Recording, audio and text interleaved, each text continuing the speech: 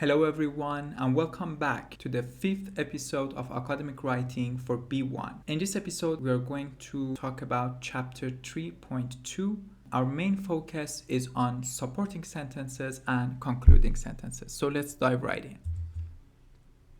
We can divide supporting sentences in two general categories. First is our main point. We need to present our main point. Our main point could be reasons, advantages, disadvantages, categories, events in a narration, and so on. Supporting details are there to help to boost and further develop our main points. They could be examples, facts, descriptions, explanations, and also definitions. Practice 5 of the book, Writing Main Points. The topic sentence is, travel by plane has several advantages. Travel by plane has several advantages. This is the example of the book. Airplane travel is generally expensive. Here we have a main point. Now look what I did. So we are talking about the cost. Here, airplane travel is generally expensive, especially when booking last-minute tickets or flying during peak seasons. This is further developed.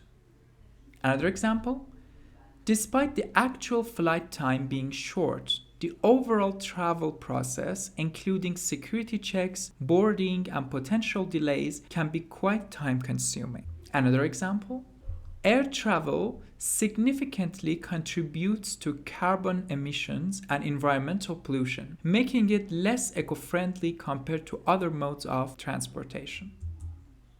Health risks. Spending long periods in confined spaces can increase the risk of developing health issues such as deep vein thrombosis, DVT, and exposure to airborne illnesses. Airborne illnesses means illnesses like the flu that we catch the viruses via air. And last example, a stressful experience.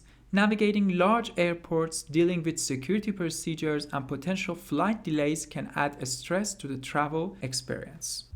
Let's talk about one form of supporting detail for further supporting our main points, and that's examples.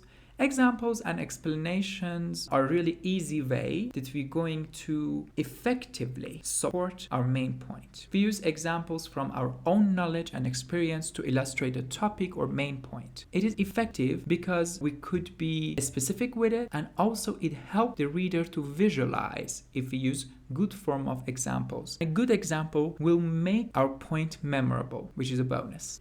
Look at this. We call these example signals. For example or for instance, they both have the same meaning. You can use them interchangeably to make variations if you are using multiple examples. For examples and for instance are followed by comma.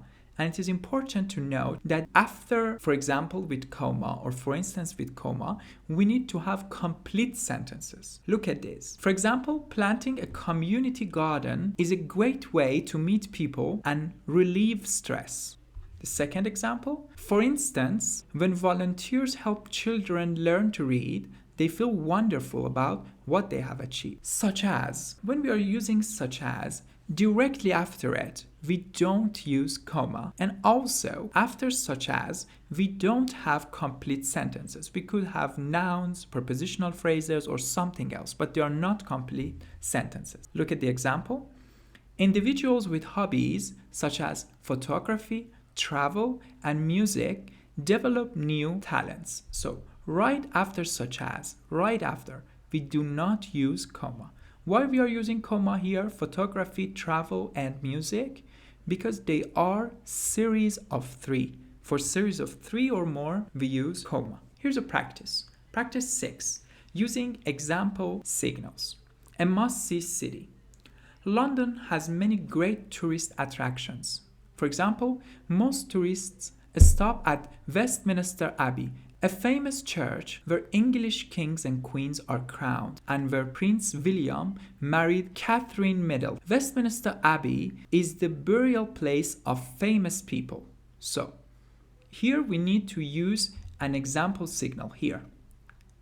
Poet Geoffrey Chaucer, scientist Isaac Newton, and Charles Darwin, and actor Laurence Olivier. What we should use here? Take a guess? Pause the video and I will reveal the answer now.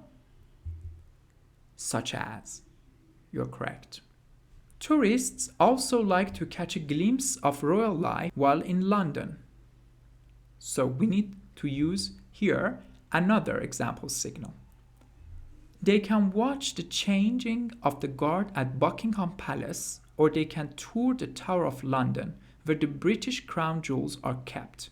So this is a complete sentence, okay? We have they, we have can. So we use for instance. We can also use for example. Let's finish. Indeed, there are countless points of interest for travelers who visit London. Let me tell you this before going to concluding sentence. This is our concluding sentence, and indeed is one of the ways that we can put an emphasis and have our concluding sentence as well. The concluding sentence. The concluding sentence signals the end of a paragraph and reminds the reader of the controlling idea. As I said, and as I showed you already, generally, a concluding sentence begins with a conclusion signal. Then, we have two options. Either to repeat the controlling idea in the topic sentence, as in our example, here, London has many great tourist attractions. And this is a paraphrase. We are saying it in other words. Indeed, there are countless points of interest for travelers who visit London. Many great tourist attractions. Here are countless points of interest or attractions. We call this paraphrasing, using different words to saying the same thing. Make sure to do not exactly copy and paste. It's wrong. Either repeat the concluding idea in the topic sentence in different words or summarize the main point of the paragraph. We have other options too. For example, we are claiming that a phone company's phone is very good because of these three reasons. Reason 1, reason 2, and reason 3. Then we can make a summary out of these three main reasons and use it as our concluding sentence. Tip 3. You may give your final thoughts, a suggestion or prediction in your conclusion as well. But make sure never end a paragraph by introducing a new and unrelated idea. We're going to talk about it later on. Here, these are conclusion signals. All in all, in summary, in brief, to conclude, in conclusion, to summarize, indeed, to sum up, in short. In short, mountain climbing can range from an easy walk to a challenging trek. Indeed, many US cities and regions have a special food for everyone to enjoy. Notice the comma as well. In short, comma. Indeed, comma. These examples are not followed by comma. It is clear that yoga is an easy to do, beneficial way to get exercise. These examples show that, you can see that. Topic sentence. Some hobbies are too expensive. We are going to say it in other words.